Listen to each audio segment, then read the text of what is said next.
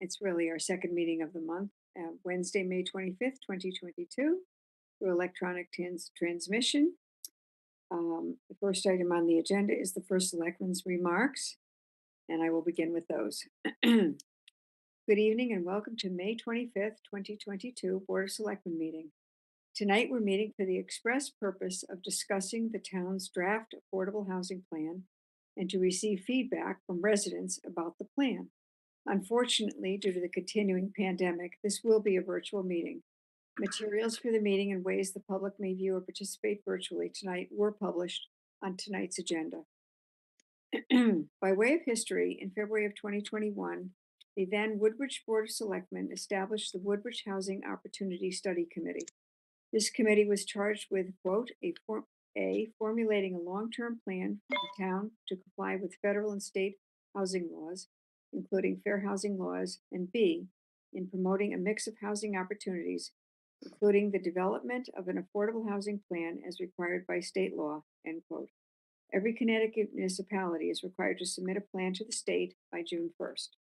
First, I must extend my deepest thanks and appreciation to the following committee members: Chairman Dominic Thomas, Vice Chair Kathleen Hunter, Deborah Brander, Mary Dean, Buddy DeGennaro, Nicole Donzello, Elaine Feldman, James Graham, Donovan Lofters, Dwight Rowland, and Louis Schaefer.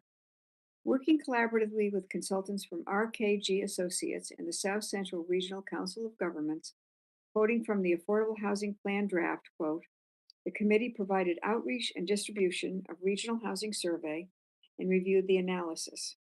It also produced a Woodbridge-specific survey to further inform the final goals and strategies, end quote, of the plan. The committee directly involved town citizens and officials as much as possible. In-person participation was somewhat limited due to the global pandemic. Over many, many months, regular meetings were held on the first Wednesday of every month between May 2021 and April 2022. These meetings were available for anyone to review on the town's website. And to quote the report, there were also, quote, special meetings, including meetings with town commissions and the Board of Education and the Board of Selectmen, unquote. Additionally, the committee held two public information forums, one on December 6, 2021, and another in person on March 30th, 2022. Public participation was solicited and encouraged. This evening, the Board of Selectmen will hear from our Town Council, Gerald Weiner, and then we will discuss the report and then act as the board deems appropriate. I have invited Committee Chair Thomas and Vice Chair Hunter to join us as well. Kathy Hunter is unable to attend tonight, but Dom will offer comments on behalf of the committee and answer any questions the board may have related to the report. I only speak for myself, but one comment I would like to make at this point is that I believe that no one intends to put housing on the Fitzgerald property. I think it was listed by the committee as one of the 10 properties in town that was large enough to maybe accommodate housing. The committee was merely doing its job by listing all possible tracts of land, but did not promote it for housing. Also, we must keep in mind that the report highlights these properties as where housing investment may be supported. It does not promote these properties for housing, but only says they may be used for housing. I believe also that this report does not bind the town to move forward with any parcel for development. The committee only did what it was charged to them, and that is simply to identify possible areas for housing. Also, in reviewing the report, we must remember that the First Church of Christ property, the JCC parking lot property, Old Amity Road, Bradley Litchfield properties, Merritt Avenue, and Hazel Terrace are all privately owned. The town of Woodbridge has no control over these properties. Later in the agenda, we will receive public comments either by mail or live via WebEx, and then the board will discuss next steps with possible action as appropriate. Everyone should remember that we will continue to take public comments on this report, as we always do at any of our meetings. We always may amend and add any ideas or suggestions to the state at any point in the future by action of the board. We are not closing the discussion on this report. Thank you. And with that, I will call on Attorney Weiner for item 2, Town Council's report.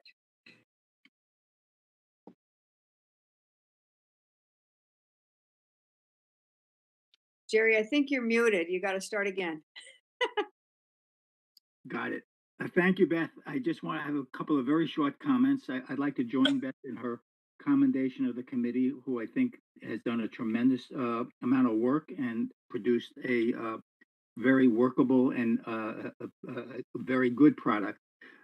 So we thank them for their time and their efforts, and really appreciate what they've done for the town. I'd just like to say that this document that they presented is not a document that's cast in stone. It is subject to continual review by the town. And just for the information of the public and the Board of Selectmen, the statute under which the committee was enacted is Section 8-30J of the Connecticut General Statutes. And that says, following adoption, the municipality shall regularly review and maintain such plan. And most importantly, the municipality may adopt such geographical, functional, or other amendments to the plan or parts of the plan in accordance with the provisions of this section as it deems necessary. So there's a specific mandate in the statute that says the town, the municipality can adopt amendments to the plan as it deems necessary or deems fit. And I believe that the town will continue an ongoing review of this plan and other issues affecting affordable housing in the town of Woodbridge. That's number one. Number two, there was some comments made about the requirement of the town holding a public hearing before the plan is adopted. I just want to say that there is no requirement in the statute or in the law that the town hold a public hearing. It's purely discretionary with the town. The Board of Selectmen is holding this meeting tonight, which is informational and also has invited public comment, both written and oral, to be presented to the Board of Selectmen. And I assume that there's going to be a conversation among the members of the Board of Selectmen about the plan. And again, this will fulfill the obligations of the town under the statute in terms of whether it adopts or doesn't adopt the plan. So I just wanted to make those two items known to everyone, and hope that helps. I would now like to ask Dominic Thomas, Attorney Thomas, who was the chair of the committee, to give us a brief summary and introduction of the work that his committee has performed, and present his comments to the Board of Selectmen. So I think Dominic is with us. Dominic? Yes, I am. Thank you very much, Jerry. And I want to echo thanks to the committee. I would commend the Board of Selectmen for the individuals that you put on this committee and I worked with. It was an extremely diligent group of individuals devoted to Woodbridge and who were constantly trying to learn more about what our requirements were, our plan was, and understand all the information that was presented. I am making the assumption that everybody has taken the time to read the plan, so I'm certainly not going to go over it in detail, but I do think it is important for you to understand some context that we operated under. We were given a task and we took the task seriously. We gathered information. We gathered an enormous amount of information, as you can see from the plan and the explanation that the first selectman gave of what we did. But I just want to point out to you, the plan is a voluntary, the plan is a plan in accordance with the statute. It is not operational. It is not recommend. It is a plan that must be implemented between the Board of Selectmen, the Planning and Zoning Commission, and other boards and commissions in the town.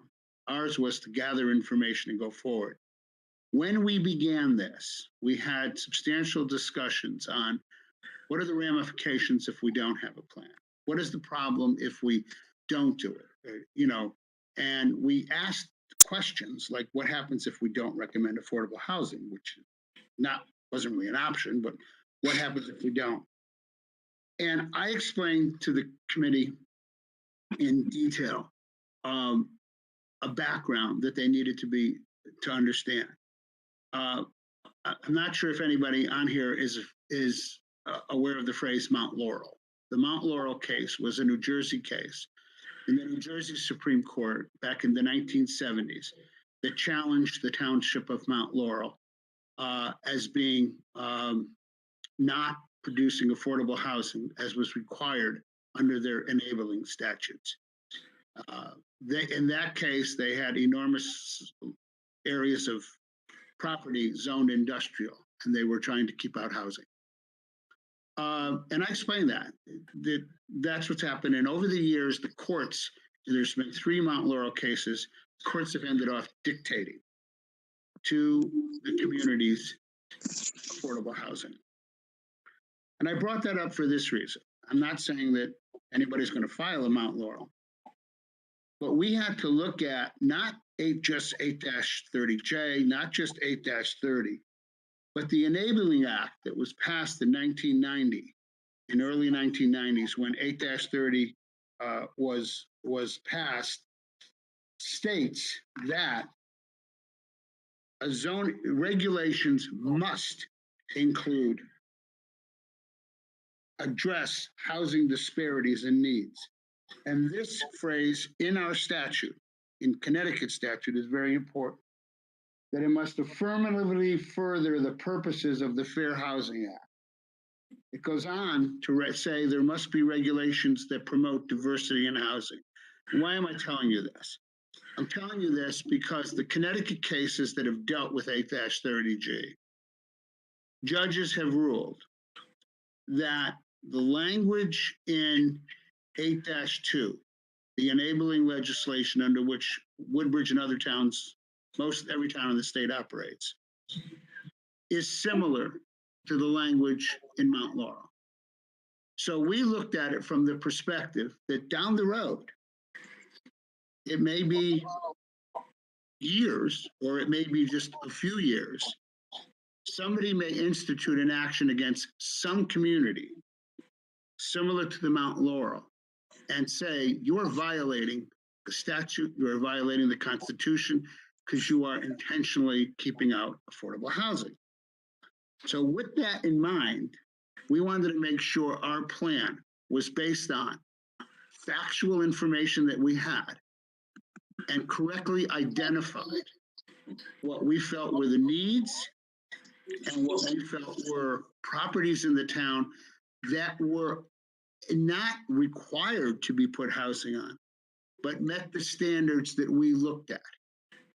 I will say to you, one thing the Planning and Zoning Commission did in response to the Open Communities statute application was change regulations, and Woodbridge, and it's its Planning and Zoning Commission, the Planning and Zoning Commission has been in the forefront, I believe, of accessory units and other actions that they took in response to that application and on their own, which is a very good step to show that the town is serious about.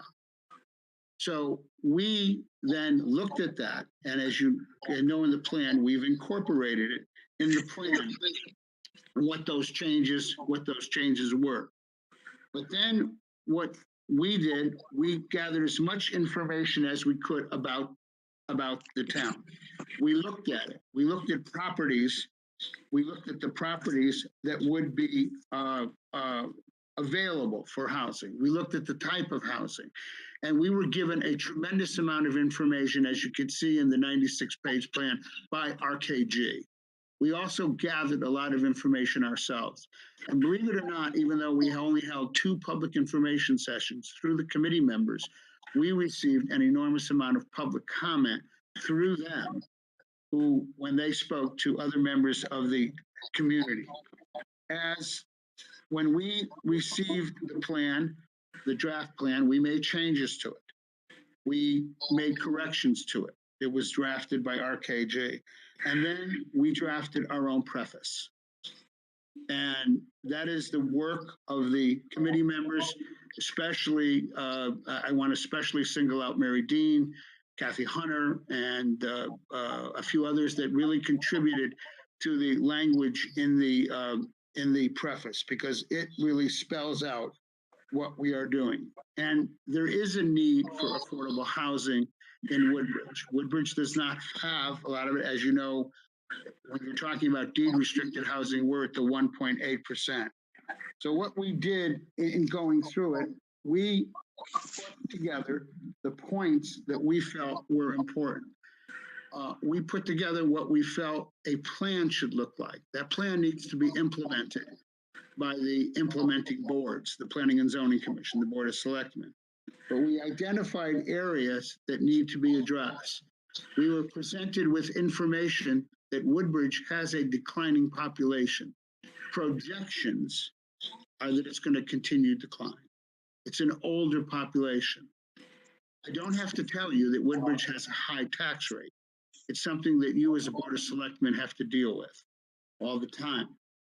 Part of the reason is that Woodbridge, you have to look at what you have and then anticipate what you can have in economic development.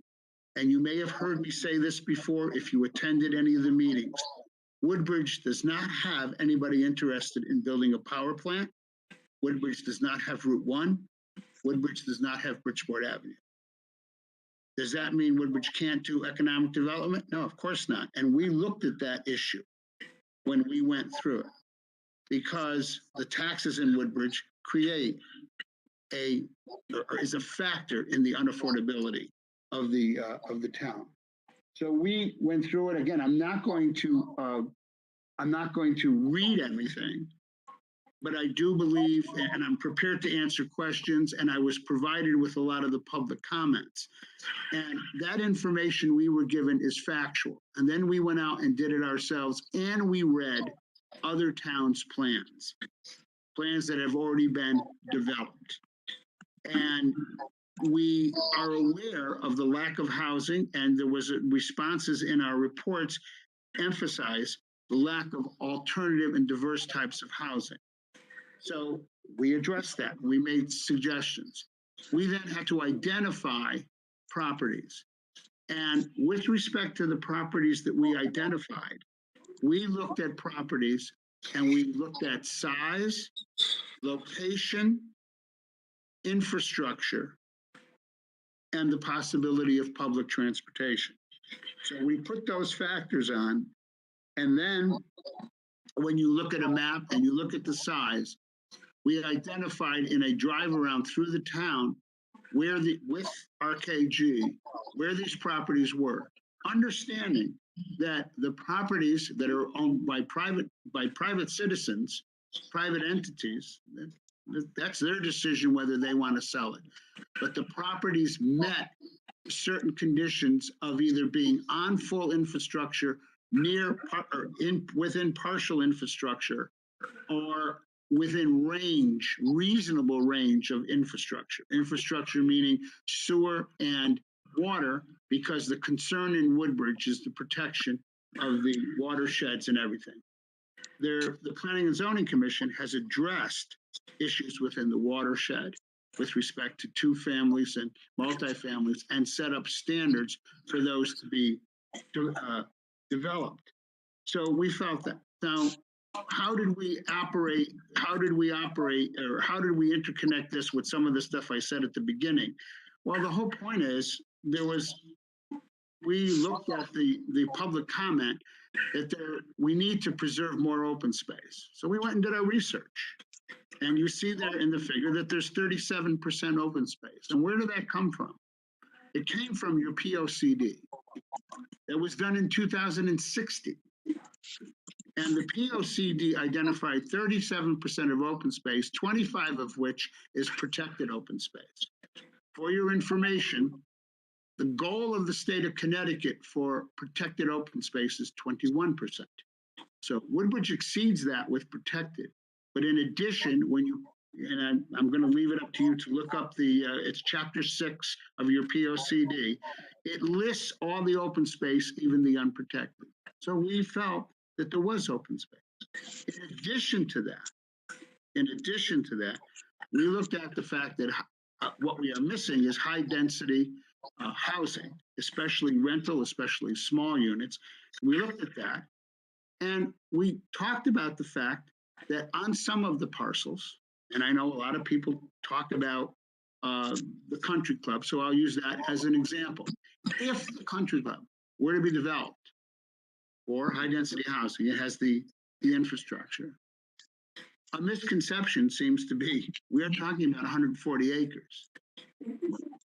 What we identified was you had a property of 140 acres that has water and sewer, and that is very close to public transportation, which are requirements for it.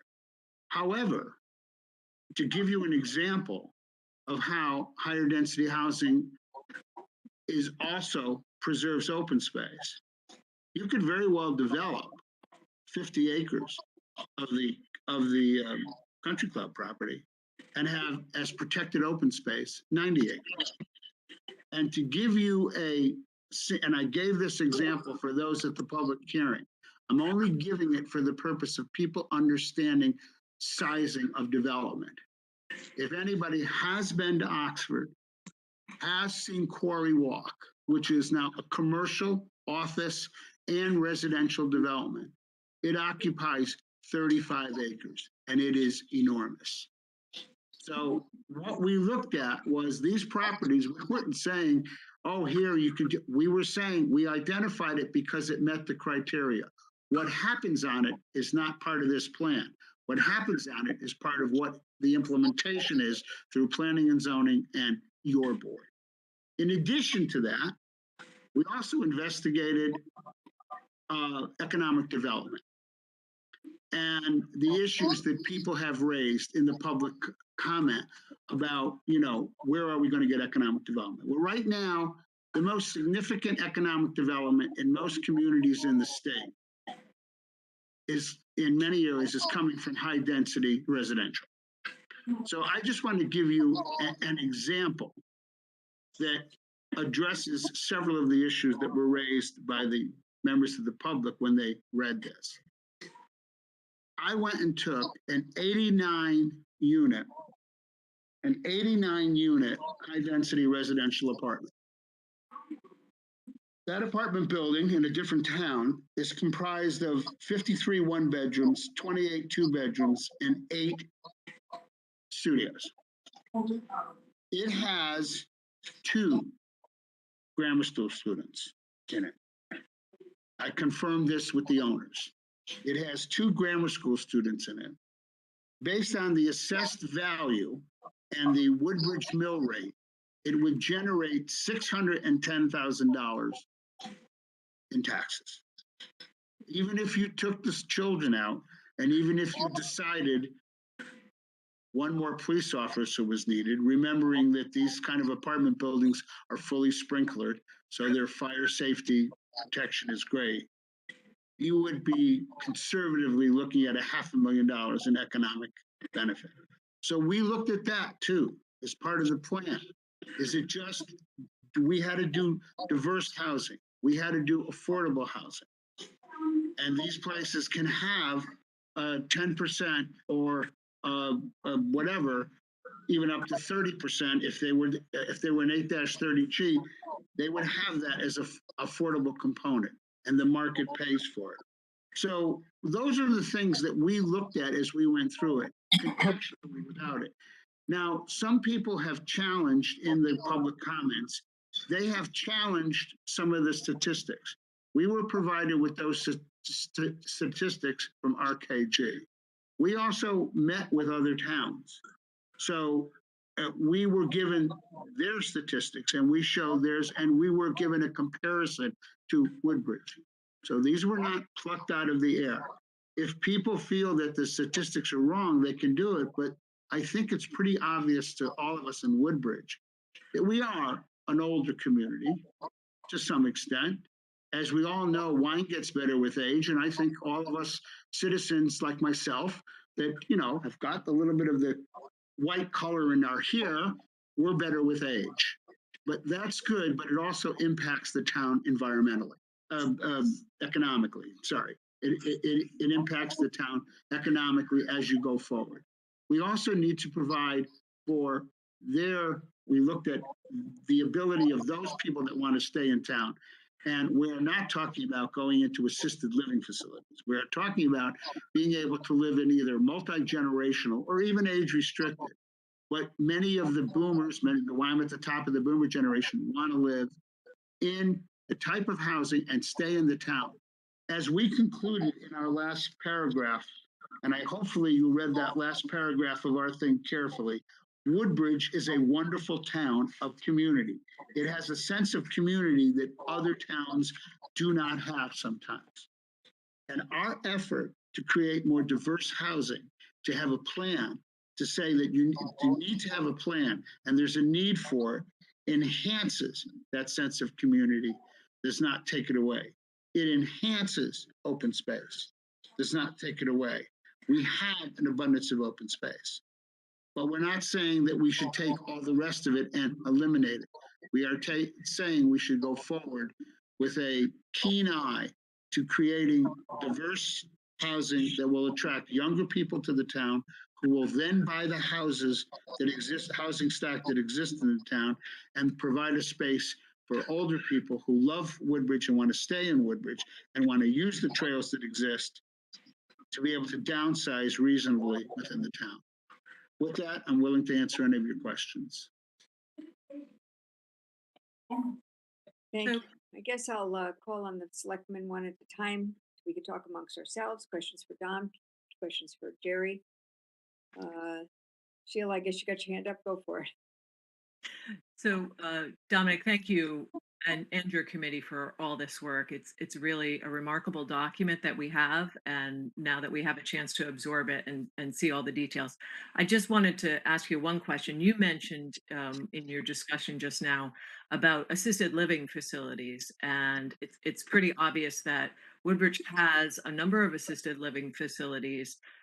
Relative to the size of our town, it might be kind of an extraordinary number of assisted living housing units.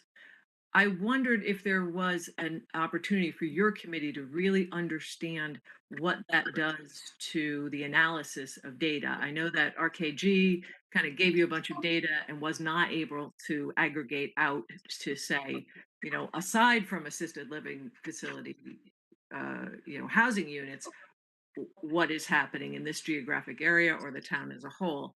Were you able to kind of get into that, or is that a place where maybe more data is needed? We did raise those issues. We did have discussions with them about it. Okay. I don't think they are not considered rental, necessarily rental properties or anything like that. But as far as its impact on the age, it's certainly something that can be looked at the future. But I think the evidence also was that even regardless of the assisted living facilities, we are an older town, and we're not unusual for a lot of suburban towns like ourselves. Okay, so it's not an unusual thing, but certainly, as Jerry mentioned, that this is an ongoing thing and needs to be an ongoing thing, and I hope that the Board of Selectmen will continue. Will decide to appoint a more permanent committee going forward to constantly review the data. That's something that can be looked at and how it's impacting it. We also question, I think this may be related, Selectman Craven, this may be related to questions. We also asked questions concerning the issue of the declining population. And what they said, that wasn't targeted for Woodbridge. That was targeted something that the state is predicting across the board based on birth rates over, even though I understand we had a tick up in birth rates nationally or statewide in this past year. The point is birth rates have constantly been declining. So that relates to declining population, and our population is a lot older. You know what I mean? Our population is generally older, the age-wise, and I think even if you took out the assisted living facilities, we would still be up there. We may not be with as big a lead, but we'd still be up there. But it's something that needs to be followed up on. That's terrific. I only ask because I wonder if, as an economic development activity, having even more assisted living, is that good, bad? How does it impact our housing, whether it's considered affordable? I think because it would be elderly, it is sort of counted with a different weight than if it were for families or younger people, right? Well, assisted living is not affordable housing. And I doubt if you would get assisted living deed restrict its fees that are paid. Right, no, in terms of as just plain housing. yeah, yeah. As economic development, I will tell you that in this couple of projects that I've worked on, they are enormous economic development boosters. Brightview Shelton, one that I did recently, is a substantial taxpayer, and they have actually require very little services. So, so that as economic development, but as affordable housing, no. Thank you. Thank you. Before we continue, I'm going to ask everyone who's not speaking to please mute themselves because there is some background noise here and there in between. But don't forget to unmute yourself when you ask a question or talk. Okay. Anyone else? Comments, questions from the board? We can have further discussion as we go along. Yeah. Okay.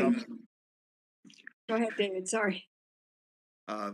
This is really a remarkable document. And I think you mentioned that there were people who were questioning some of the statistics. I found that there were references in the graphs to something called ACS 5-year estimates and some other various acronym type things for the graphs that were presented.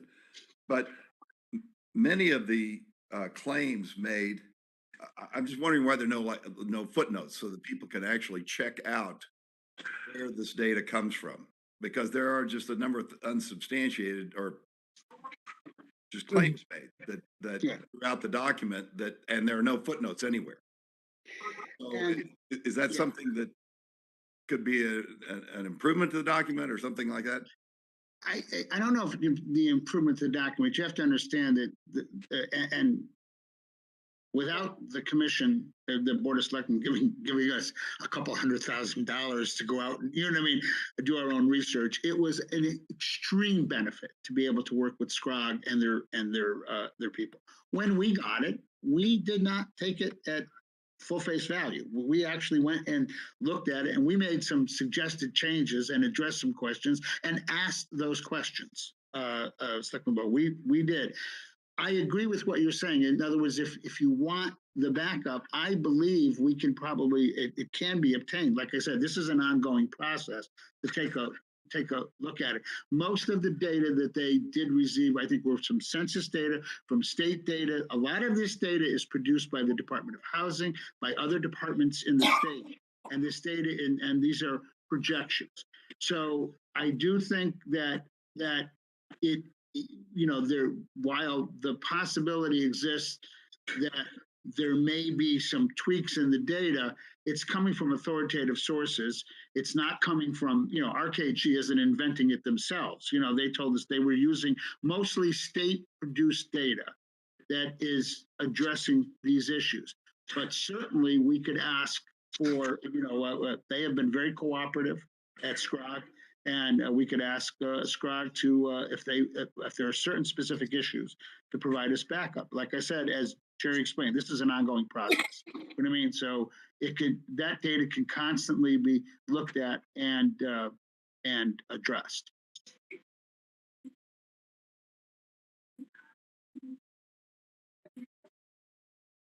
David, I think you're muted. Sorry. That's Thank you. Okay. I had to unmute to tell you. Right. Thank you. Appreciate it. I was thinking about that in terms of some of the things like the housing goals that were in your preface area. Those are great goals for the housing. I'm just, I don't know why we would think necessarily that any of those goals would actually work. And I'm sure there's some evidence elsewhere, but it does give rise to a couple of questions. One would be, in the preface, there was a statement about reaping the economic advantages that will come with a stabilized and diversified population. What did RKG say were those economic advantages? Well, it's not just RKG, it's also our own research that came into that.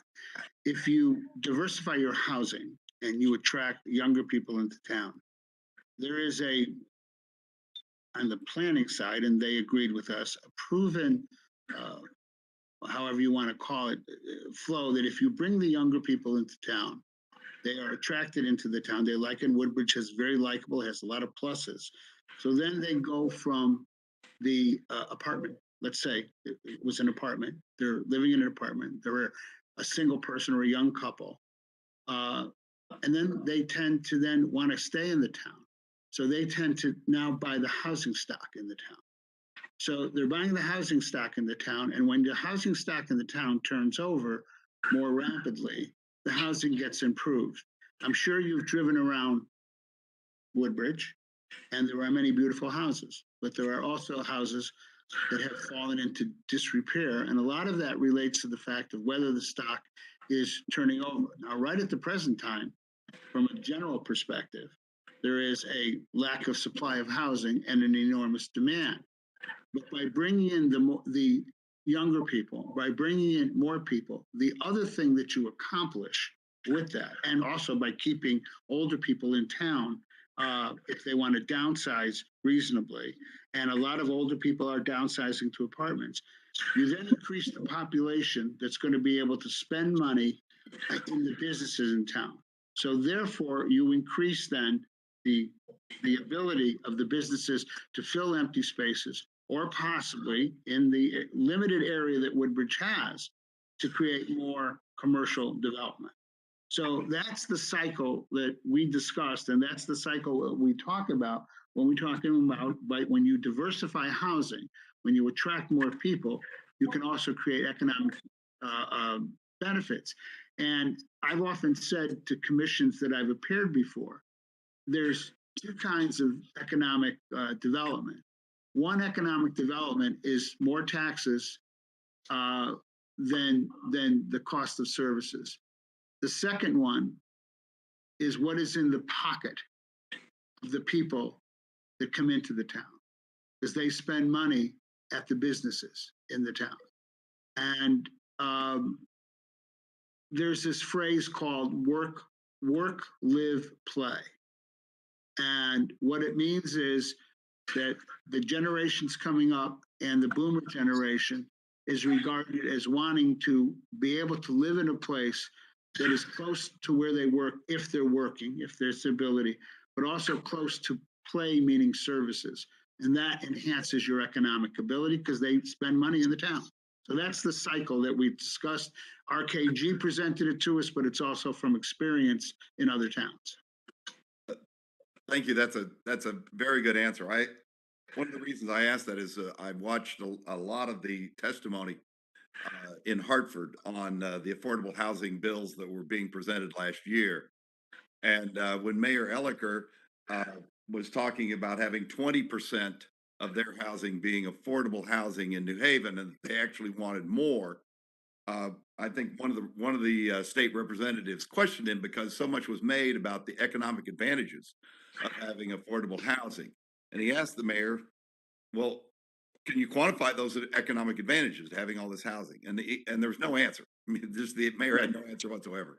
And so it does help to have some of those answers if people are making claims, and I understand this document can't have all those answers, but I appreciate your answer. Well, there is an answer. I can understand what he's saying. It's a little bit different when you're talking a substantially urban thing. But the thing that I mentioned to you before, if you take a 100 unit high density residential with 30%, let's say it's a full 8-30G, and you do the math, especially if you're talking about a 1 and 2 bedroom place, and you do the math, you create pure economic development structurally, simply because of the value of the property and the taxes in the town. Okay. The interesting thing is, as you do better and you drive your tax rate down, you know what I mean? The amount of taxes go, lower. But when you're looking at Woodbridge's tax rate, even if you took a little bit off it, that's pure economic development. In other words, a building that's going to pay more in taxes than it's going to require in services. The other part of it, and I don't know whether he didn't answer, the other part of it is what I talked about is for Woodbridge, which is different than the urban, I think the urban situation is if you are able to have diverse housing and able to have affordable housing, those people that move into town are going to spend money in town. They're not going to necessarily drive into New Haven all the time. They're going to spend money at the towns here. And if you know in there, one of the things that we talked about is, when we first started, people said, oh, stay away from the flats. Don't get, well, we took a look at it and said, you know what? You go down to Bradley Road and you look at the beautiful shopping center that's there, the Bradley Road Center, that second floor is perfect for apartments. And why don't we develop it more in that area? Because it has the infrastructure. Again, those people are is that going to give us a lot of taxes? It'll give us some taxes, but those people that live there are going to spend money on the businesses, and that's economic development. And just one more question. These are very good answers. The when we're talking about this diversity, and particularly some of this, I don't know how the laws are actually written when they start mentioning diversity, but obviously any demographic that you can attach to any individual can be a source of diversity. You can have diversity in practically everything you can think of, from size and age and race or ethnicity or religion or kind of diversity of thought. When we're talking about affordable housing, we are specifically talking about only one kind of diversity, which is economic diversity. Isn't that right? When you are talking about affordable housing, and let me, because there's two different things. Our task was to look at diverse housing, okay, which is a little bit different than diversity, okay? When you have affordable housing, you are more likely to increase the diversity of the people living in your community, okay? However, that's the affordable housing that's deed restricted and not doing. We were also tasked with creating or identifying diverse types of housing. What I mean, meaning high density apartments, condominiums, what they call middle housing. Middle housing is the housing in between the 5-bedroom or 4-bedroom colonial and the enormous high rise with 500 apartments. The old whatever. That there's this middle phrase. There's actually articles. I can actually send you one, which gives you a picturesque of what middle housing is. So that's the diversity. When it has been proven that if you have affordable housing that addresses the issue of owners being able, the housing that is marketed in such a way that either through purchase or through rent, you're not spending more than 30% of your, I don't want to go into the math, but it's all explained in there. Then that you're going to open that community up to a more diverse population, okay? And that does happen. And what they're saying is you're giving an opportunity to more people. Right now, people of color, other people, they have a higher level of poverty than most, but you're opening it up to a lot of people. So you're opening it up not just to them when you're talking about diversity. They have the ability now maybe to move in where they didn't. And those that are successful don't have any problems moving in. Older people who want to downsize, who are going to a fixed income, they may need if they want to stay in town. And, not everybody, an older person has a great pension or a great thing when they want to stay in town. That is also part of diversity. You know what I mean? And because you're creating something for them. But the issue of diversity of what you're talking about is when you have more affordable housing, you open it up to more different stratas of society and more different people, single females, people of color, and everything like that, because they have the ability to do it. I'm just kind of concerned because I think there's been a conflation between diversity and diverse housing. And a lot of people hear it and say, oh, it's racial diversity or it's ethnic diversity. Whereas the reality of the law is that we're talking about specifically affordable. we are talking about economic diversity. And with economic diversity may come all of those things, but Yeah. we also know that 50% of the people in Connecticut who live below the poverty line are white. So we could conceivably have a lot of affordable housing. It may or may not have. I mean, it's conceivable that it would be weird and we wouldn't have any change in the makeup of the town. You're absolutely correct, because you cannot designate affordable housing who's going to be able to do it. It is affordable housing. It's just the issue is that the experience is that this is what happens when you have an abundance of affordable housing. You open it up more across the board. So you're opening it up to people, especially people that are in the ALICE, for those of you that are involved in nonprofits, that are housing stressed, that are other stressed. It doesn't necessarily, you can't have affordable housing that says only, other than age restricted, okay? You can't have affordable housing that says only these people can buy here. I just, it seems that we're being charged with affordable housing, and if I understand it correctly, and this is what your goals are all about. It's about that density of housing. It's about the housing pieces that are missing in Woodbridge, where we're trying to get a better blend, and that may have other ramifications, but that's not what we're charged with. Isn't that right? David, I'm sorry, maybe I didn't quite understand. Dominic, can I say something? David, Yeah. we're charged, the town has an obligation to provide more affordable housing opportunities, all areas of our town. That's our responsibility under the statute and under the Fair Housing Law. If that necessarily will attract more diverse populations, more minorities, more people of color, more ethnicity, which in the long term is good for the town.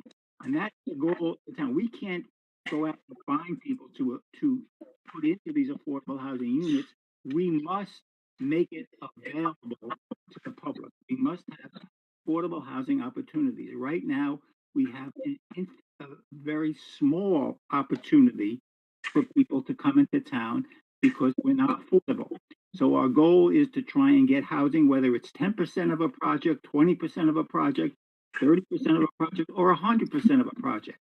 We need to make available more affordable housing opportunities in all areas of town, not necessarily Lower Woodbridge, Upper Woodbridge, just to be fair and open it up to all areas of town. I think that's our responsibility.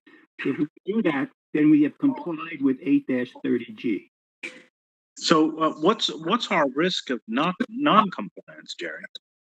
I think I tried to explain that, Paul. The risk of non-compliance is some developer will at some point in time come in and ask for an 8-30G project, 100% of units to be affordable. And that may not be bad, but let's assume planning and zoning turns them down and doesn't have a very good reason to turn that developer down. The developer can go to court, and as I explained, I think the last meeting, the burden of proving whether the town was correct or not correct shifts, and the town now has the burden because we're under the 10% benchmark. The town now has to prove its case and has to establish good reasons. I'm not going to go into the legalities, but good reason for denying that application. When that burden shifts, it's very hard for a court to say to the developer, I'm sorry, you lose. More likely than, very likely, not more likely, but very likely, a court will tell the developer, you win because the town has not carried its burden and allow a project that's 100%. That takes the decision-making outside of the Planning and Zoning Commission, outside of the town, outside of a land use boards and commission, and puts it in the discretion of a judge, which is something to try to avoid. It may happen anyway. The way to avoid it is to have more housing affordable opportunities in our town. Yeah, can I also add to that 8-30G, most of the projects of 8-30G are 30% affordable, 70% market rate. And what is a tendency to happen when they're forced to do that, as I said, the developer is driving the bus a lot more than the town, is they increase the density, and they still need to maintain a very good product because they have 70%, but there's usually an increase in the density. Whereas our goal in doing this plan is to try to encourage the town, to encourage developers to come into the town and do what is often referred to, and this may be a wrong, I don't mean to put it this way, friendly affordable. In other words, affordable projects that come into the town, and the developer is agreeing to a percentage, whether that be 10, 15, 20%, to make them affordable, whether at 80 or 60%.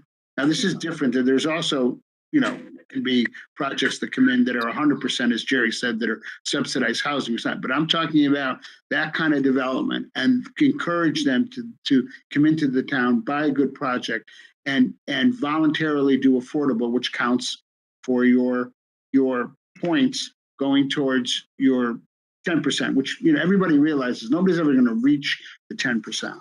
But the point is how much effort as you're making it. And if you're making a big effort, then you reach the point where you can actually take a moratorium of up to 4 years under the current statute to allow you to reassess where you're going once you've reached that point. So that's part of what our plan is, by telling you how you can line things up. This plan doesn't operationally do it. That has to be done by planning and zoning. I have some things I wanted to say. We're looking at the obligation of the town, and of course we have to provide the opportunity. I think that's the best word for affordable housing, which means that we can't obstruct affordable housing, and we have to make it easy for developers to build affordable housing. However, I've spoken to the developers. I asked them about the economics of building an affordable housing. It's very interesting. I think the misconception many people have, it could be wrong, but I think the general misconception is that when builders come in to build affordable housing, they have to build market rate housing to make the affordable housing profitable. And that doesn't necessarily, have to be the case, because first of all, the federal government and also the state government is encouraging builders to build affordable housing. And to do that, they have money available in many different forms. They have loans, which are below market rate. They have subsidies. They have rent subsidies. The builders, because they can build densely on the land, can build profitably, even if they only build affordable housing. So the builders are actually making money building affordable housing. It's not that they're doing us a favor. So it's in their economic best interest to do that. So I think people should be aware of that. I wanted to address the preface that you have in this document. The preface is very much more limited than the extensive information you have at the end of this document. I think you have about 5 areas here that you're talking about. One is smaller units. The second is the Woodbridge Country Club. The third is expansion of sewers, changing zoning regulations, which we've already done, addressing naturally affordable, and also construction of housing in commercial areas. But if you go to the back of the document, it's much more extensive. And in there you talk about accessory apartments, you talk about apartments above retail, you talk about new development on Bradley Road, Merritt Avenue, Amity Road, the area around the JCC. You talk about rehabbing buildings which are no longer inhabitable. You talk about naturally affordable housing. You talk about some of the money things that I spoke about. CHAFA money, which is available for builders and incentives. HUD money, which is available for rent. HUD money, which is also available for down payment for people who fall into the category of affordable housing. And some of the other things that you mentioned in one of your sessions was that the builders are very knowledgeable in where to find property to build affordable housing. And I mean, you've looked at property and we've looked at properties, and apparently there are a lot of properties which have not been considered. I mean, just one of them is above the tennis courts between Town Hall and tennis courts along 114, which is an area which is what we call, I guess you call it marginal, but to a builder, building multifamily houses on property like that is very attractive. The other thing, which I think is important, which we should note, is that all of the recommendations um, by planners is that affordable housing should go where the services are, and the services include shopping, transportation, medical care, and those are mostly available in the lower part of Woodbridge. When you start getting up into the upper part of Woodbridge, there's no transportation and there's no shopping. And you know, as I said in your presentations, you mentioned that that would be the logical place to put that, but I don't see that in your preface. So I just wanted to make that clear to people who are watching. Jerry and Dominic, can you also refresh my memory on at what income level, for say a single person, maybe a family of four, people are considered eligible for affordable housing? All I can tell you is there's a computation. The point is there's a computation which is somewhat complicated to go through that arrives at an amount of rent, if you're talking about rental, and then a computation as to whether or not it exceeds 30% of their net disposable income. With respect to purchases, it's the same type of computation. So one of the examples we were given was that, you know, somebody making $60,000 a year, and again, I didn't do the computation on this. One of the examples we were given, I think it was by David Fink in one of the presentations when people talking about naturally affordable. And one of the issues with naturally affordable is a lot of what's identified as naturally affordable in Woodbridge are homes that are in poor shape. And if you're going to have an affordable housing, you have to improve it. Once you improve it, you increase the value of it. But I think the example was given that under most of the affordable computation, a person earning $60,000 a year wouldn't be able to afford a home worth $250,000. I mean that was an example. As far as doing the computation, you know, exactly numbers for each person, it's done on a basis of area, median income, and, you know, state income. It's a relatively complex type of thing. The other thing I did want to mention is, you know, again, we tried to keep our preface readable, but the last bullet point addresses the issue. As you see in there, the last bullet point addresses the issue of the mixture where we have our commercial center. Woodbridge should support the construction and conversion of buildings in the commercial district to be mixed use, incorporating both shops, offices, and apartments. So that was one of the things that we placed in there, and we addressed it more in the housing goals. With respect to missing a piece of property, certainly any suggestions people have to add pieces, we understand that a builder is going to identify it. As a matter of fact, we didn't, you know, the town planning and zoning commission has taken steps to address the possibility of affordable housing in the areas that don't have infrastructure. We didn't go into this, but Jerry sort of referred to it. A builder could certainly take a piece of property that is in the watershed area or not in the watershed area and take several acres of older homes together, knock them down, and probably put up 10 or 15 units with septics under today's standards that may very well meet all the standards, 30% affordable. They could do that. They can identify a piece. We weren't talking about that. We weren't looking at that end of it. We were looking at areas that were served by infrastructure. And you are correct, Selectman Loper, that the recommendation, especially if you're talking fully supportive affordable housing and those kind of things done by mutual housing or other entities, you want to put those where as many of the services are available. But when you're talking about affordable housing that is affordable to police, fire, teachers, things of that nature, other type of people, these are people that are able to be, you know, they're able to live along infrastructure. They're able to get to places to shop within the town or anything like that. There's just not the diverse type of housing. So when we were going around looking at locations, the infrastructure was sort of guiding us.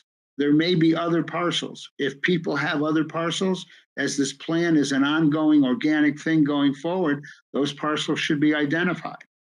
And we certainly, if the committee is going forward, or the Planning and Zoning Commission, or the town, it should be identified. But the fact is that you know, if you had a project that had, let's say, I'm using for easy numbers, 100 apartments and had 20% deed restricted affordable, and 80, you know, so we had 20 deed restricted affordable and 80 market rate, and it was at a location that wasn't in the flats area. Those people would be a benefit to the town. It would be an economic development, and they would be able to get to the services that are provided in the town. So that is, you know, I understand what you're saying, that the goals get a little more detailed, but in our thing, we did cover that type of situation, and we did talk about infrastructure and those pieces. If there are other pieces where the committee and going forward would be more than willing, if they continue this committee, to identify other parcels. Thank you. Anyone else at this moment, Joe or Paul or David or Sheila? Okay, why don't we go to the next section, which is public comments. First, I guess there's probably some folks waiting in the waiting room to be let in to speak. Jerry Shaw. Yes, we have two people in the waiting room. We have Louis Schaefer, who is a member of the committee, and we have Kim Marie Mullen.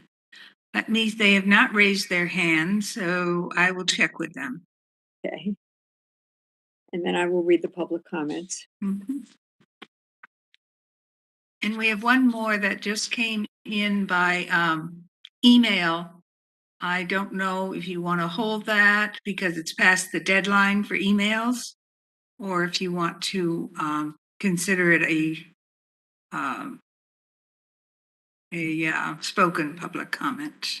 Tough stuff. It'd be hard to distribute to all the board of selectmen now. It would be, yes. Yeah, we could certainly take that up at the June meeting, because I'm assuming we're going to continue to allow public comments.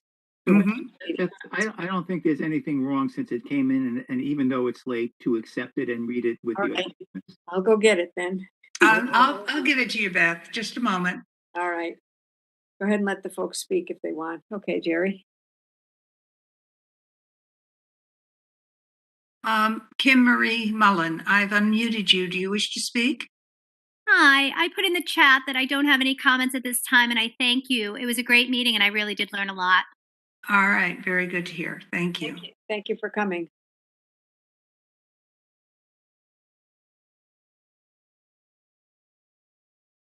Louis Schaefer, did you want to add anything? I will repeat exactly what Kim said. I just came to listen, and it has been a great meeting, and thank you very much to all. All right. Thank you. Thank you for being on the committee. Okay. All right. Now I'll begin with the public comments. Hope I can get through this. Is a lot of words. Okay. The first one is from Amy Morella, and her address is 184 Rimmon Road. Okay. Thanks, Jerry. Sorry. Okie doke. Let's see. Please share the following comments with the entire Board of Selectmen. Thank you. She has a preface which I won't read. We do have that. But number one, she states the report expressly promotes the use of town-owned properties for affordable housing and lists both the Fitzgerald Tract and the CCW. State law doesn't require the town to offer public land for affordable housing development, and I think it is wrong to offer either of these properties for that purpose, given the state's rival priority known as the Green Plan. Number 2, at page 7, the report claims that more than 1/3 of the town is open space. This is clearly incorrect when if you look at the POCD. 3, the draft advocates for a permanent housing committee and raises the prospect that additional town staffing and/or contractors will be needed to promote affordable housing. First and foremost, considering if these steps is premature, the town should give the private market time to respond to TP&Z's sweeping zoning changes before taking either of these 2 steps. Since the law requires review of the housing plan every 5 years, it is more appropriate to consider these 2 ideas 5 years from now, once the private market has had time to respond. I may have further thoughts on this, but haven't had time yet to consider it thoroughly. 4, the draft states that the town is projected to decline in population by 20% over the next 20 years. Really? This projection seems to be based on outdated pre-COVID models as well as other flaws. In my immediate neighborhood, I'm seeing houses sell primarily to young families, expanding the net number of residents per household. 5, the draft at page 12 refers to the state's mandated 10% requirement. That's in quotes. It is alarming to see that the committee doesn't understand the law on which its report is grounded. Number 6, the report lists 10 potential places for affordable housing, but the JCC is limited to the quote unquote existing parking lot. When the Federation owns much more adjacent land and the JCC has public sewer and public water service, as well as a bus line, surely that area is worth a closer look. 7, the report generally supports sewer expansion without recognizing that existing homes in the Highlands area behind Brookfield Market perhaps should receive sewer service first due to ongoing septic problems. Further, the avoidance of sewer expansion was the official policy of the state some dozen years ago, due to the ongoing challenges of existing systems in meeting federal Clean Water Act requirements. Surely the report should reflect current state policy regarding this issue. There are sections of the report that I have yet to review in any substantive way and would certainly do so if the Board of Selectmen recognizes that the public deserves more time for comment on the draft. For example, there's a large section on existing housing and demographics. While I merely skimmed this section, I noticed that the demographics data is gleaned from 2019 or earlier, while some of the housing cost data covers 2021. That inconsistency needs to be acknowledged at a minimum and may merit correction. There's also a multi-page table of specific recommendations that I simply had no time to review, but deserves to be studied closely. To conclude, I, and I'm surely many residents, need more time to review the entire 90-plus page draft and offer substantive comment. Please grant us that opportunity. Signed sincerely, Amy Morella. Next one is from, the email is from David Schneider. It's signed from Virginia Schneider, 25 Cassway Road. I am strongly opposed to using open space for affordable housing. Much more research is needed before making or proposing a plan. The next one is from David Barkin at 18 Bond Road. Dear Mrs. Shaw, I thought I would comment on the draft affordable housing plan and request you share my ruminations with the Board of Selectmen. Although I don't share the fear of many in Woodbridge of affordable housing, I think the approach of identifying specific parcels for such development is an anathema to good public policy. Such an approach will result in developing ghettoized districts for those perceived to be of special financial need. Instead, we should be looking at comprehensive zoning policies that encourage denser mixed-use development. I have advocated for such an approach to quote unquote the flats, where we have the current infrastructure to support it. Such an approach could be taken in the town center, but will require a more comprehensive approach than simply identifying 2 existing properties. The context would need to be broadened. I also don't agree with many that we need to preserve more open space, including the Fitzgerald tract.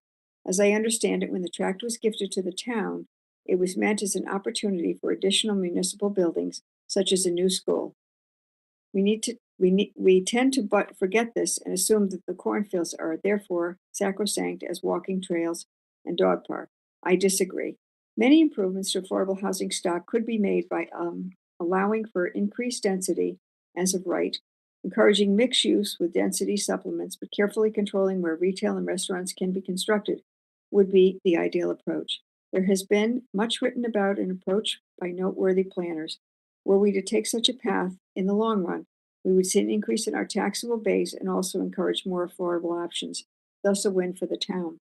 One additional thought, I can never understand why people are afraid of younger families with kids moving into town. This keeps our town vibrant. I think I said David Barkin, 18 Bond Road, but just in case. Okay. From David Jensen, who resides at 46 Newton Road. Good morning, First Selectman Heller. I want to thank by saying thank you for your dedicated service to town of Woodbridge. I appreciate your commitment. The reason I'm writing is I feel you and your Democrat selectmen have a blind spot to the wishes and best interests of the community when it comes to the subject of the future of open space in Woodbridge. There was a recurring effort towards development of housing on the property of the former golf club, despite the history of resounding support for not doing so, originating with the movement to purchase the property initially. This argument that it will increase tax rolls and revenue is not a legitimate case to advance. The net effect of increased taxes versus expenses that will be incurred is the only fair way to measure benefit, but your team seems adverse to creating the cost size of this comparison. The additional argument in favor of this development is to support broader offering of affordable housing. I believe this is disingenuous argument as well, given the expansive property ready for development, but with no activity in the southern Litchfield Turnpike area of town. The most alarming, quote, word on the street, unquote, is that there is consideration of surrendering other open space, e.g., the cornfield to development, losing treasured open space in the pursuit of admirable goals, but with misguided logic. I plead that you listen to the population and find a way to further defend and protect our open space for future generations. There have been numerous ideas offered both towards development and towards preservation of the country club property. I believe what is essential yet missing is a comprehensive vision point of view as to the town's aspirations for this land in particular and other open land in general. Best regards, Dave. The next one is from Martha German, 1170 Jodson Road. This comment focuses on the handling of the current draft of the housing plan. Accuracy is of paramount importance. Once given a vote of approval by the Board of Selectmen, the draft of the housing plan will gain a level of protective validation that makes it more difficult to correct in the future. This meeting's agenda shows a reckless rush to meet a deadline without sufficient regard for the quality of the current text. While the Housing Committee has worked hard to identify and correct inaccuracies in the draft composed by Scrogg, more fact-checking is needed to make certain the report truly represents Woodbridge. The committee once planned to offer residents a series of charrettes. I feel strongly that residents deserve in-person opportunities to discuss, debate, and improve the draft before it goes to the state. The quality of this housing plan will affect the future of our town. We need to get it right, even if that means extending deadlines. The next one is from Arthur and Judy Katz, 8 Cleft Rock Lane. The Fitzgerald property should not be considered for housing. The next one is from, I hope I pronounced this right, Bobby Buzazi. His address is 30 North Racebrook Road in Woodbridge, Connecticut. Gotta find them in here. They're buried somewhere. Hold on. Sorry, second page. Dear Ms. Heller, I was not able to attend the town hall meeting, but I was reading about the suggested developers for the affordable housing.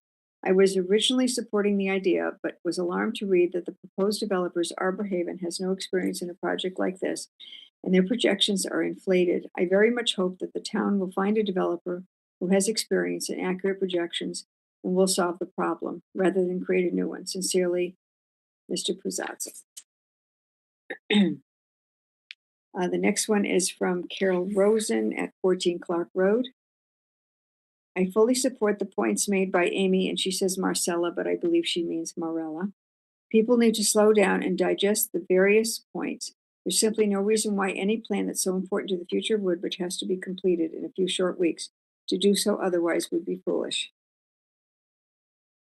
Next one is from Mary Gorham, who resides at 23 Old Mill Road. Dear Board of Selectmen, upon further consideration of the situation the town faces with the Housing Committee's report, I offer the following 3 recommendations. Number 1, since the Housing Committee just submitted their lengthy report very recently, and the Board of Selectmen and the public have not yet had a chance properly to review it, please do not vote at your May 25th meeting whether to accept or decline the report.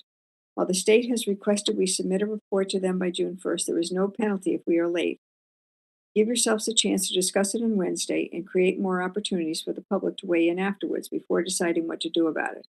Trying to rush to a decision without proper inputs not only is unnecessary but unwise.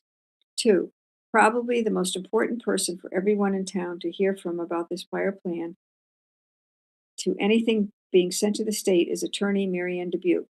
No one understands the legal issues on them better than she does, since she assisted the TPZ all last year. Give her time to properly review it, and then create an opportunity for the whole town to hear what she has to say. 3, there is no need to put the town's precious open space on the list of possible places for affordable housing, when there are plenty of other possibilities in the business district or elsewhere in town. I would be willing to bet that no one in town would ever want affordable housing at the Fitzgerald property or the First Church of Christ, given how special these pieces of property are to everyone. So why put them on the list and potentially make them candidates? And a great many people, including myself, do not want to see affordable housing at the country club either, particularly when there are ways we can preserve that land for future generations while making money for the town, from a solar park that can be removed down the road. Once you build houses, the land you build is gone forever. For the sake of everyone, including future generations and the ecosystems of these properties, let's preserve our precious land. Let's do it right. Let's do what's right environmentally and what's right socially by listing possible sites for affordable housing that meets both criteria. Thank you for your consideration. Next one is from Ann Boucher of 574 Amity Road. Good morning, Jerry. Please share these comments with the Board of Selectmen in preparation for Wednesday night's May 24th, 25th meeting to discuss the Ad Hoc Housing Opportunity Study Committee drafts of affordable housing project report. I appreciate all the work that the Ad Hoc Committee did to evaluate the situation and put together this very lengthy report. Given the length of the report, which is only distributed recently, I urge the Board of Selectmen to give the public time to read the report, digest it, and weigh in on how the Board of Selectmen should respond to it. The state has asked for us to submit a report by June 1st. However, there is no consequence if we do not meet this deadline. I look forward to the discussion on May 25th and ask that you do not approve it or disapprove the plan on May 25th and give residents time to read and evaluate the report. I see on page 14 to 16 that the plan 10 recommended sites for affordable housing, including the Fitzgerald property, the First Church of Christ, and the Country Club property. Everything okay? Thank you. She's listening to me. I'm getting hoarse. Thank you, Jerry. We surely should not be including options that will use pristine, undeveloped land, open space, recreational land, or something as quintessentially linked to the history of the town as the Center Church property. These properties should be removed from the list. I am 100% for Woodbridge containing affordable housing. I believe there is strength and energy to be gained by having that housing available. However, there is no reason to destroy open space and or change the nature of our town center in order to have it. Between the business district and other spots opened up from our new zoning laws, there are plenty of other options. Thank you for listening to my concerns. The next one comes from Fred Ginsburg, who lives at 40 Old Mill. He has 2 comments. Number 1, I've read the draft plan for affordable housing, and I have some major concerns about some of the proposed locations for the construction of some units. The particular locations of concern including the Fitzgerald Fields and walking trails. This tract of land is utilized by many Woodbridge residents and represents one of the few off-street locations for safe walking and jogging.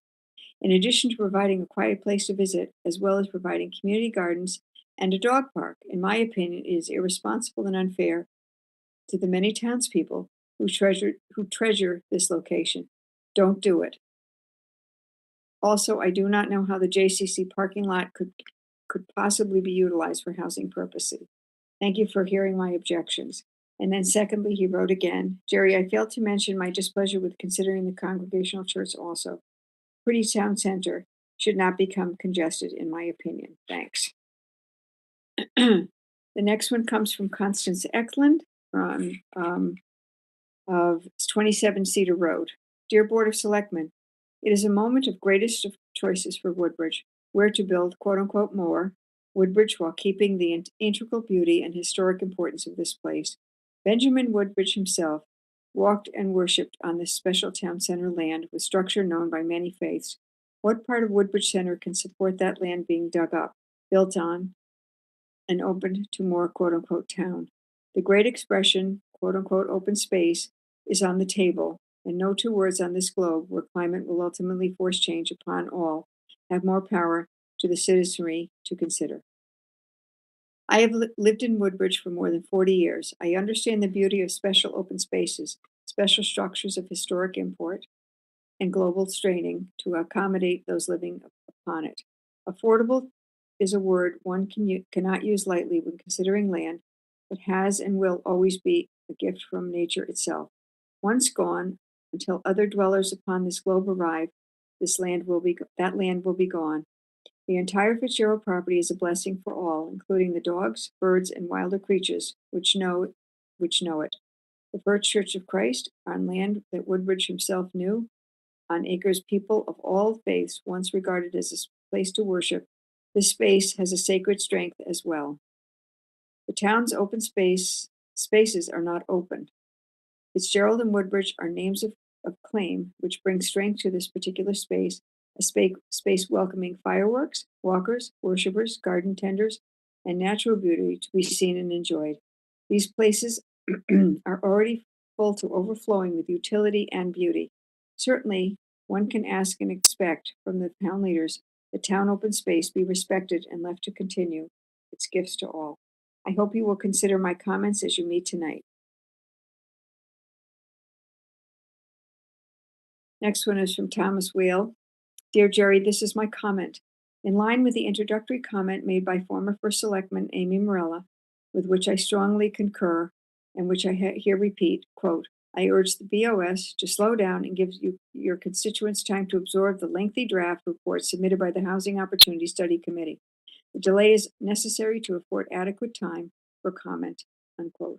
This matter is central to the future of this town and to the realization of the wishes and views of the residents of Woodbridge, whose considered and well-informed input should be a condition precedent to any Board of Selectmen action. Sincerely, Thomas Whale. This is a Sue Torgensen, came in late today. She is at 19 Park Lane. I emailed last night, asked for an acknowledgement of email, didn't get one, so I'll try again. I am an advocate of the tiny homes communities village. I am also in favor of single units as opposed to multi-unit housing. My friend lives at Rowling Meadows in Milford, Connecticut. The home is approximately 1,200 square feet. It is a 3-bedroom, 2-bath, single family on a very small lot. It has a 2-car driveway, no garage, cellar, or attic. It does have a small attached storage shed on the back. The homes are approximately $200,000. There are around 10 houses in this development. My friend was picked from a lottery as low income. He is also a vet and a senior citizen. This was a development of the D'Amato Brothers, Quarry Road, Milford. Homes in this size and on smaller lots are affordable for many people. For couples, seniors, young families, handicapped. I think there should be an option for villages like this to be spread throughout Woodbridge in small communities. I'm attaching pictures of the property my friend lives at.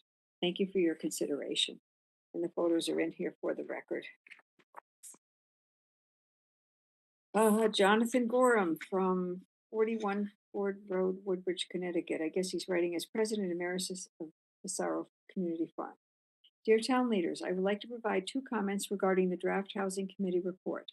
1, given the length of the report, 96 pages, I believe we town residents need more time to digest all the information presented therein. These are difficult choices with long-term ramifications for the town. There are various groups of people who have been involved with town land use options, e.g. Dog Park, Massaro Community Farm, Baldwin Road Farm, etc., who would like to weigh in on the plan. Excuse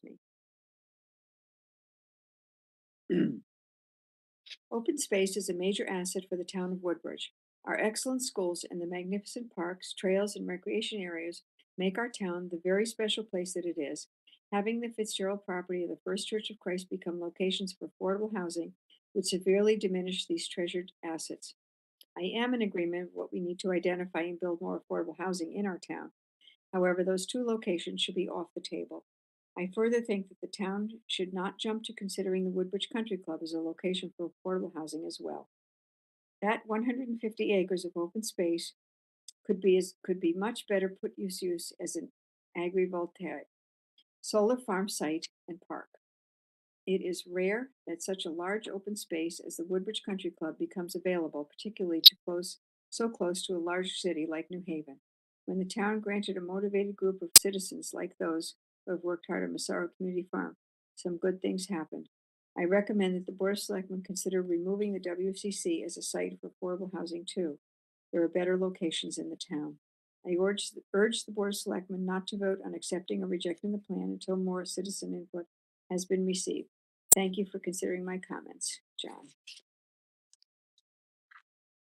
We have another one from Mary Evelyn Tucker and John Grimm from 29 Spoke Drive, Woodbridge.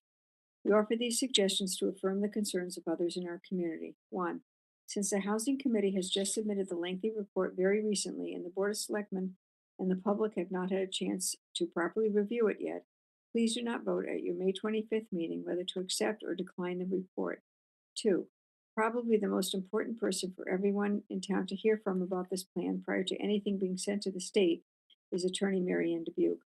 No one understands the legal issues on this better than she does, since she assisted the TPZ all last year. 3. There is no need to put the town's precious open space on the list of possible places for affordable housing, when there are plenty of other possibilities in the business district and elsewhere in town. No one in town will ever want affordable housing at the Fitzgerald property or the First Church of Christ, given how special these pieces of property are to everyone. There was another one that came in late from Roger Sherman at 5 Fairview Road. I want to correct on one point of the present draft of the housing plan.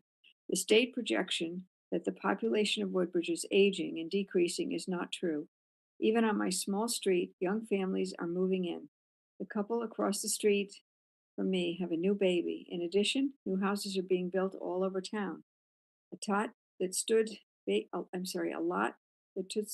vacant for years on Pease Road now has a McMansion. I can count more than a dozen large new houses just in my part of town. And then the last one that we just received from Al Smith. I don't have an address on him. I think he lives on Ansonia Road. Jerry, please enter these comments on the record. Thanks. Number 1, please allow a reasonable amount of time to read and digest the plan. It was made public only recently, describes more important issues, and deserves thoughtful consideration. There is no legally required deadline for action. I'm concerned that the decision not to characterize the meeting as, quote, as a public hearing may be an attempt to avoid having a 35-day notice requirement and to hasten unnecessarily a decision. 2, the report expressly promotes the use of town-owned properties for affordable housing and lists both the Fitzgerald Tract and the CCW. Information indicates that few, if any, towns in Connecticut are advocating the use of town-owned open space for housing. This is poor planning, sketchy economics, and inconsistent with state's green plan. 3, at page 7, the report claims that more than 1/3 of the town is open space. Please compare to the POCD. The draft of page 12 refers to the, quote, state's mandated 10% requirement, unquote. The law clearly imposes no such mandate. The committee's misunderstanding of the law should give us all pause. Before placing the town's imprimatur on any report, we should be sure, at the very least, that there are no obvious errors. Thank you, Al Smith. I think I got through them all. Does anybody have anything else that I forgot as you were following along?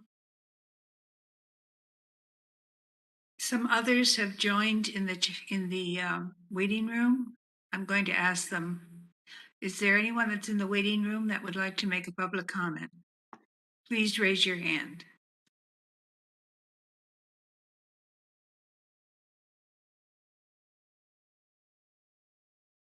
No, evidently not.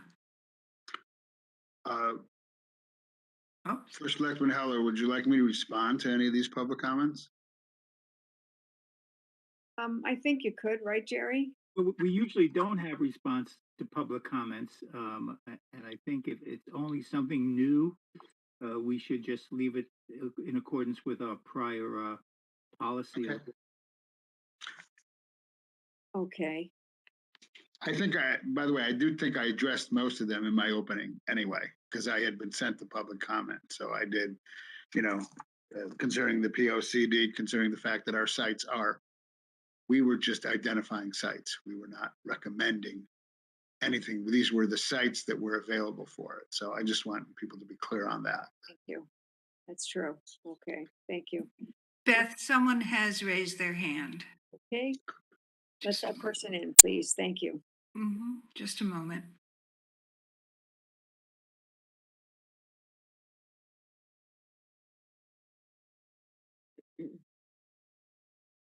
Chris, I've unmuted you.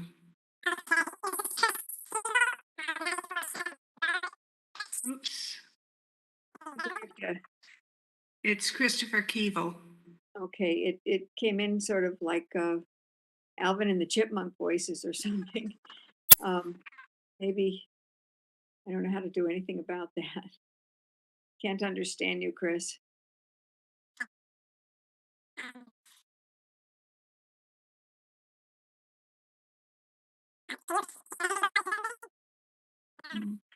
No, Chris, there's something wrong. You're not, you sound like the Chipmunks. Maybe hang up and try back something. I apologize. We just wouldn't be able to understand. Oh, wait. Try again. Can you hear me now? Yes. Wonderful. Yes. Just your name and Great, address, excellent. please. Thank you, Chris. Name and address, My please. name is Chris Keeble. My address is 94 Center Road in Woodbridge. And I would like to recognize the value of a housing study and the importance of considering affordable housing in our town, recognizing that as important value. I think, and I also recognize that this study was done just to look at the various properties available. I think from the perspective of the value in our town for properties such as the church property, Fitzgerald property, the Country Club of Woodbridge, which offer tremendous other aspects of physical beauty and open space value, it would seem important to consider affordable housing and housing opportunities in spaces where they would match some of the other housing available. So places like the lower part of Woodbridge, it's often called the Flats, or places that can be serviced effectively through sewer and public transportation, but not in those positions that are really kind of gems of Woodbridge. So I would strongly support creative solutions that find a way to meet the housing needs, but not to detract from some of the things that make Woodbridge most beautiful and most attractive. Thank you. Thank you so much. Anyone else? Jerry Shaw? No one else has raised their hand. Okay, thank you. Sheila, did you want to say something?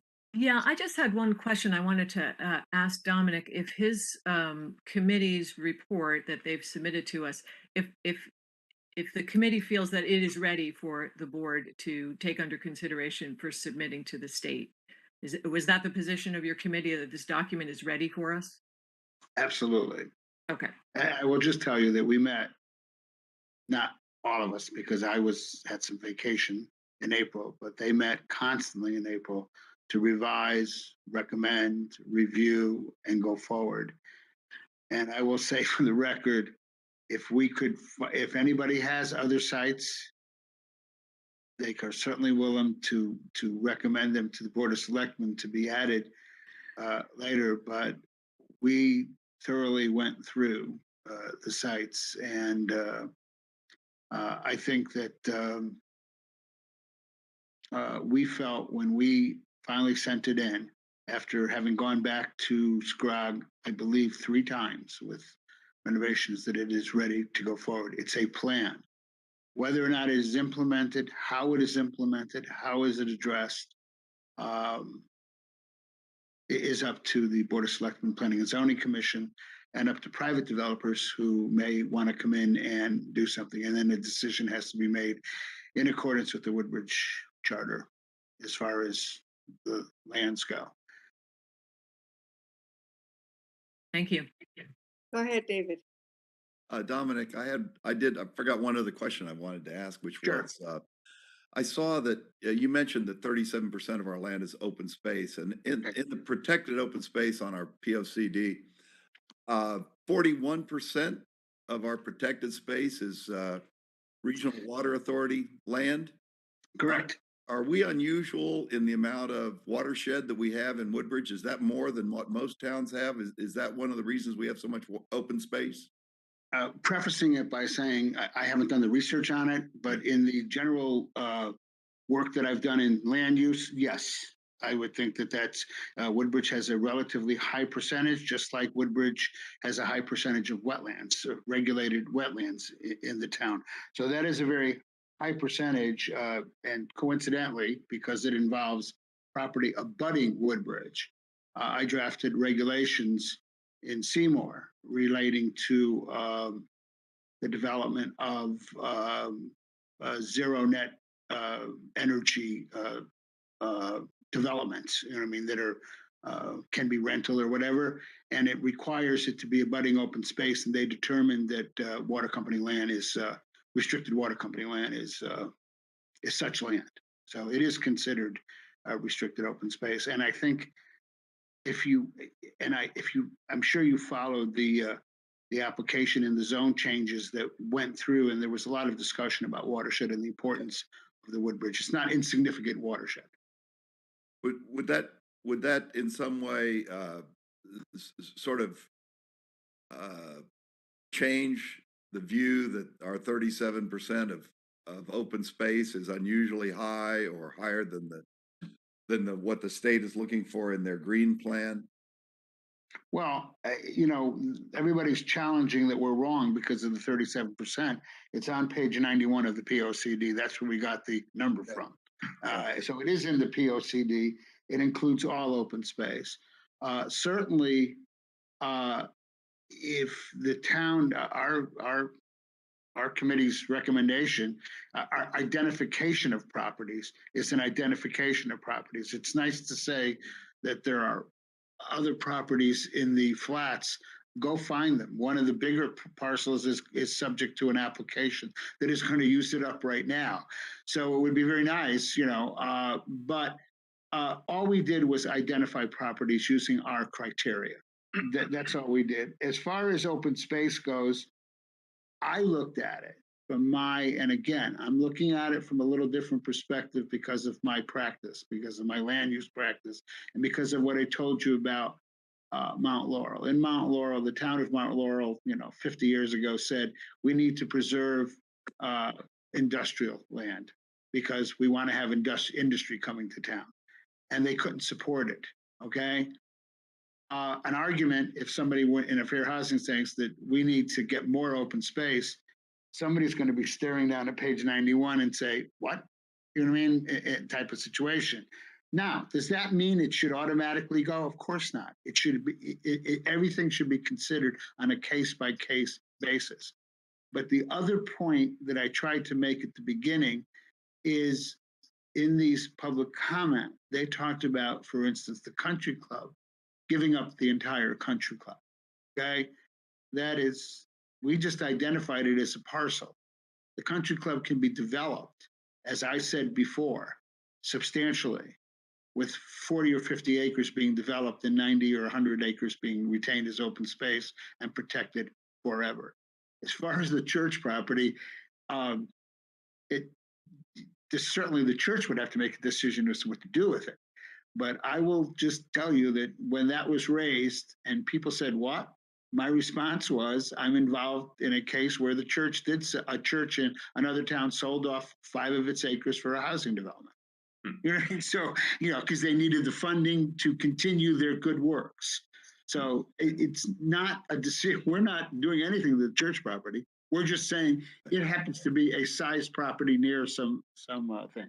And the Fitzgerald property is included with a similar kind of thing? I mean, The church Fitzgerald property is a benefit. I will state for the record in the form of full disclosure that my wife walks there all the time. You know what I mean?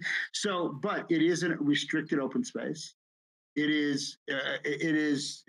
When I did research that for something in the past. It is just identifiable because of its location, its size, and the infrastructure that's near it.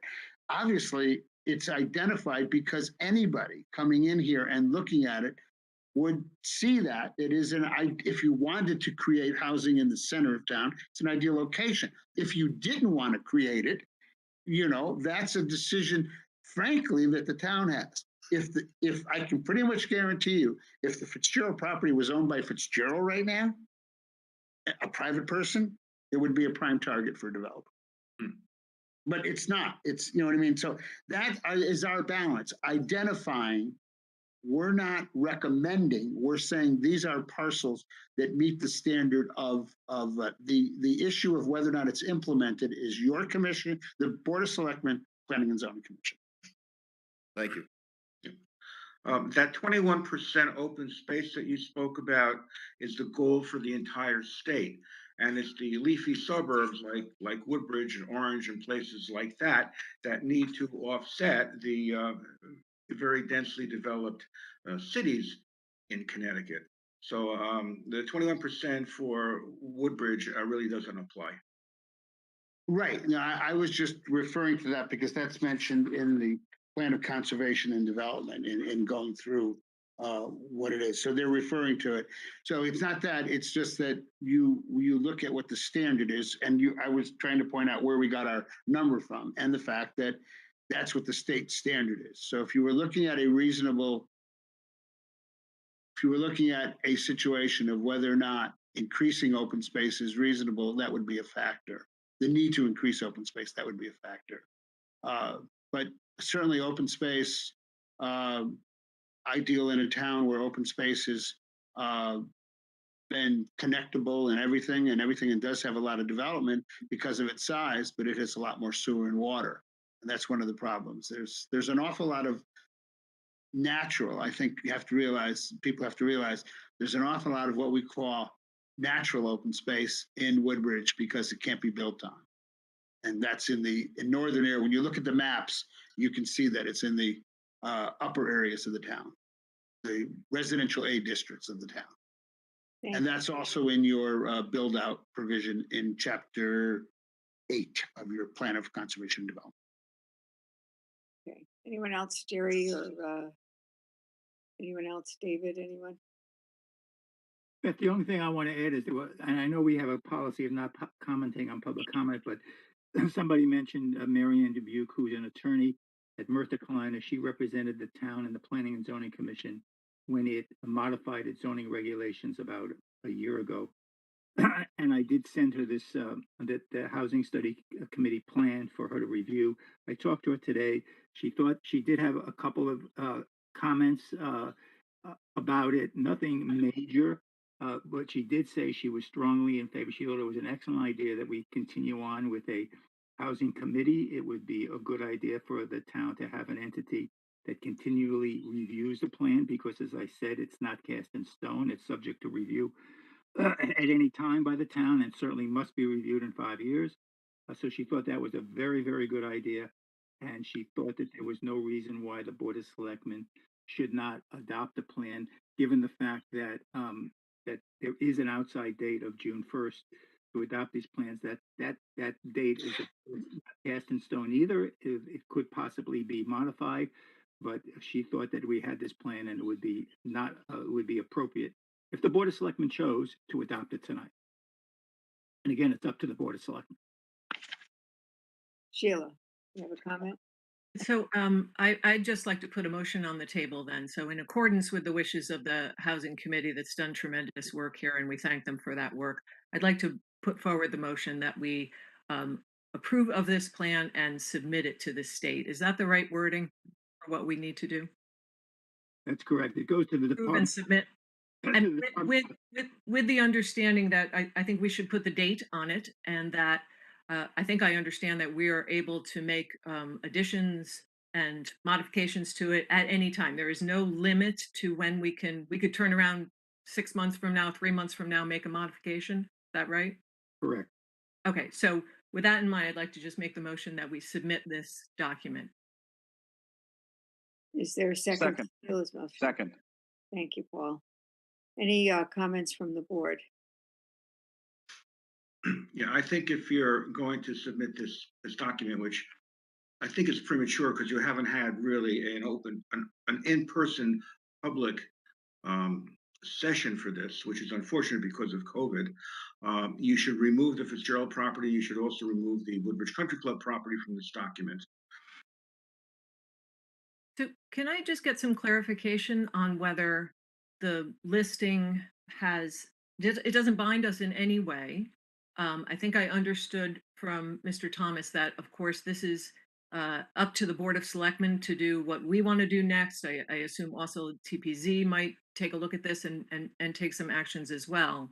But there's nothing binding about the list of properties, because there may be additions to that, and there may be some sort of sorting process by which the Board of Selectmen would like to take a next step, but that's solely outside of this plan. There's no contemplated next step with regard to that list.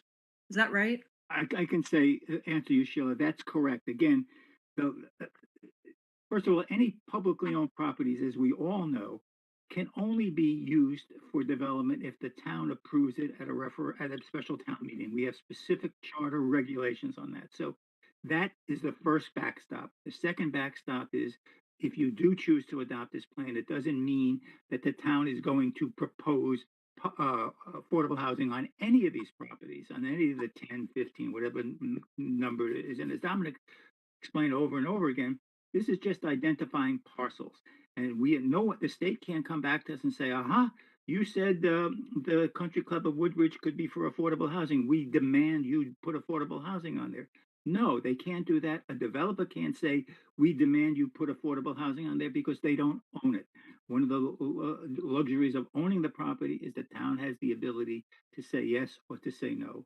And the charter contemplates the way in which we go about making that decision. Jerry, as an attorney, you should be familiar with the term eminent domain. The state can come in and grab any land that they want if they feel it's in the public good. So, but that's No. David, I'm an attorney, and that's not for, they can't do it for affordable housing. They have to have a public purpose in mind. Dominic can, it's just, Yeah, no, that's not even within the realm of possibility. not even close. Yeah, right. That's not even within the realm. I'm happy to hear that. They cannot take it. That's not a public purpose. You learned that in law I school. mean, they could take it. They could take the country club for a prison. That's a public purpose, but I don't think they're going to do that. No, well, that'd be I mean, good. That'd be affordable.